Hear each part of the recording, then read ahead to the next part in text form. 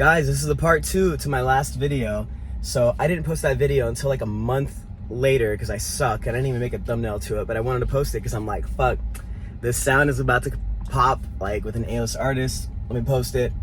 And then I just listened to the new song that came out last Friday from Post Malone called Chemicals, and it is verbatim everything I said in that last video. It starts off with like this filtered guitar, bling, bling, bling, and then boom, right into the poochie, poochie, poochie, new wave beat.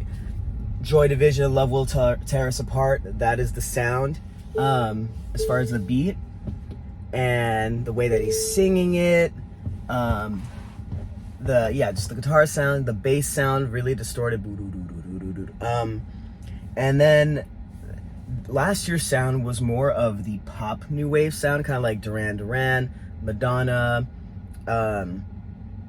Take On Me, like that kind of stuff. That was the vibe last year.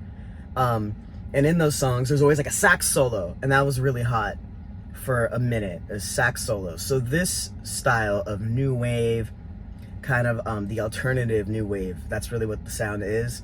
Like The Cure, The Smiths, specifically Joy Division is just coming to that mind because people know that song, Love Will Tear Us Apart. But this style, instead of the bridge being a saxophone solo, for example, or like a crazy synth sound, what it is it's usually just a loop of the super emo sounding guitar part. So this song verbatim has that structure where the bridge is just a loop of the sad guitar part, and then he's just being all sad and like cute and dancing all cute to the beat. But like, mark my words, so here's the first one where it's like the full song is the sound. I heard elements of the guitar part and the bass part in the Miley song that just came out, but this is just like verbatim the sound. So I guarantee you're gonna hear at least a dozen more artists use this sound. Post Malone is on the cusp of doing rap and regular music, that kind of thing, but you'll definitely hear it, I feel, in a legit like rap song, someone rapping over the sound. We're gonna hear that. We're gonna hear girl pop artists do it. You're probably gonna hear Justin Bieber have a new song that's gonna have that sound in it.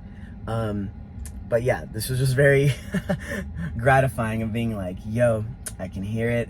And it makes me kind of sad though. I will tell you, when it comes to artists, the people who are underground, they're not very big. Let's say they have less than like 300,000 followers. Like, I'm gonna say like more like 100,000 followers or less. Artists who are really good and they're getting a name for themselves. Like, I've heard multiple artists like this doing the sound for at least 3 years, where like they were integrating it in their style, they're integrating it with that, plus adding kind of like trap beats and shit like that. So it does kind of make me sad, because when this happens, all the credibility to these smaller bands kind of goes out the window, because the production on a song like Post Malone is going to be 1,000 times better most of the time than an up-and-coming artist who can't afford to work with these kind of producers on this type of level. So that's what always happens, is like the A-list artist has the refined version of the sound that you've been hearing in smaller bands, that they're doing it creatively and the producers are picking up on cool ideas, what sounds hot right now on the scene, and then they put it up, and then everyone else wants to copy it. But it definitely was already up. They just found it from smaller artists or other people kind of being like, ooh, I like this sound. So that's kind of annoying. But either way, this is like my childhood fantasy coming true. Everyone in their 30s right now who doesn't have kids, like, for sure you're just buying shit that you used to buy when you were a kid, or listening to music still that you listened to in high school. It's totally me right now. So this is totally a fantasy that modern music right now sounds like my favorite genre of all time. Because I would always tell people when they say, oh, what are your favorite bands? And I'm like, man, I'm always gonna say the same ones, even though I don't like listen to them on repeat, but it's just based on my influence, and it's always gonna be The Smiths and The Cure. Smashing Pumpkins, that's a different genre, which we kind of touched on that with Olivia Rodrigo a little bit, but that's gonna be for another day. I feel like we haven't fully seen that 90s full grunge, like we've touched it, but we went away from it really quickly. And then I used to really like the Pixies, same thing, like that's its own little thing. But specifically, Depeche Mode was one of them that was really big for me. I liked Joy Division, but if you actually listen to Joy Division, because I hate like posers who will wear the Joy Division shirt, like the white and black one, and I'm like, bro, I know you only know like two songs, maybe just that one song, Love Will Tear Us Apart, because it was in Donnie Darko or something. But yeah, if you actually listen to Joy Division, the majority of their songs are really abstract, pretty weird. There's not like really big melodies or anything like that. So they're good. I like Joy Division, but I can't tell you they're my favorite. Alternative new wave band ever, it's always gonna be the Smiths for me. But anyways, I'm gonna go now because I'm just stalling and sitting here and I'm tired. I'm trying not to dog board anymore. That's a new thing that's happening in my life. I have a promotion at work, really focusing on kicking ass right now and making my bosses feel good about the decision they made. But definitely it's a lot more of my mental strain. I'm getting there. I'm thinking about one more month of me getting through this and I'll be all right. But I'm extremely grateful because this is just gonna give me the opportunity to like really save money and eventually be able to buy a house. That'd be pretty fucking sick. Of course, like my mind just goes to like, oh, it needs to be big enough where I can have a studio and like a proper area to record my stuff. So I don't know, I'm in a building phase right now. I feel like if I can lock down the work that I'm doing right now and like really get a hang of it, I have the opportunity to kind of work anywhere I would want because I can work remotely if they trust me. So I think that's my goal, is like get that trust instilled where they really have this confidence in me that's unshakable. So if I end up ever deciding to leave LA, they'll be okay with it. I'm thinking maybe Vegas, just because it's still so close to LA and there's still some sort of music scene out there and culture that's really important to me.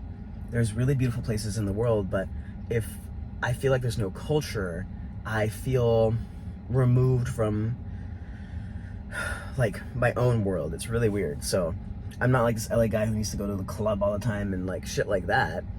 But I just like being around so much culture.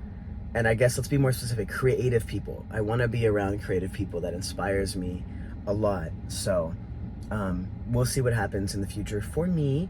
I also, other news, I also got another kitty. Yep, another kitty. So I've kind of explained this on some of the vlogs, but like, yeah, I lost 2 cats in within 6 months. So it's super frustrating, but frustrating, sad, like heartbreaking. I'm just saying frustrating because I'm still dealing with that. But yeah, I lost my baby Lilu, my Bengal, who was like the love of my life, in February while I was out of town. That was pretty bad, really, really bad. I didn't get to say goodbye to her, and yeah, I'm still dealing with that. But in the meantime, I have my one cat, Haku, that I got last year at the tail end, and yeah, he's just been super lonely and I feel bad. He's like a dog. He's so playful, wants to play all day. And I was feeling like, you know what? I feel like I could get my heart open to have another cat in the house for him, basically. But obviously I want to give that other cat the same amount of love. Long story short, I got his brother. Literally, like, they have the same dad, so it is his brother, on Saturday, which was 2 days ago. And right now the new boy, his name's gonna be, it's full name Kayonashi, which is basically the Japanese name for No Face in Spirited Away, and my other cat is Haku, so he's the dragon dude. My favorite movie ever, so I thought that was cute. And then the new cat is black and white, so it just makes sense. He's definitely No Face. Like, it's literally black like this, and it's white just in the middle of his mouth. He's pretty cute. He's like this big. He's like 4.5 months old. He's very fucking tiny. But Haku hates him right now, like legit hates him, but kind of wants to play with him. So I have him in a crate so he can like get used to him and sniffing him. So he's like growling and meowing at him and being upset and hissing at him. And then Kai, I'm gonna use Kai as his nickname. I'm not ever gonna call him Kai Onashi, but you know what it is now. But I'm just calling him Kai. And he does this baby hiss where it's like so Haku totally hates him but wants to play with him at the same time, where he's like running around and like running into the crate because he wants to like test out the water. So little dude is so small, I don't really want Haku to just go crazy on him, and he's also tried to swat him already. So I know it needs to happen, but yeah, I'm definitely babying the baby. I don't want him to get hurt just because Haku wants to test him.